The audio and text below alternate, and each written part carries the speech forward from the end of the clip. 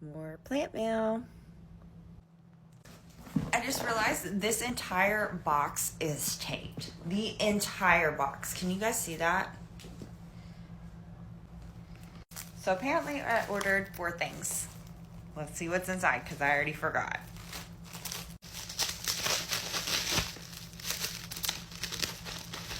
I guess I ordered some clear quartz.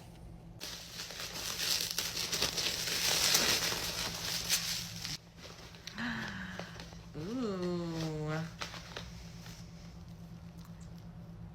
A begonia.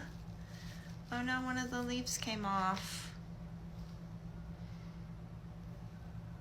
No saving. A nice little Hoya.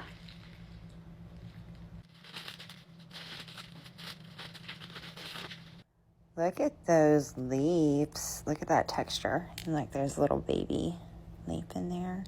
I'm actually surprised this came in so nice because I've heard that these do not ship well.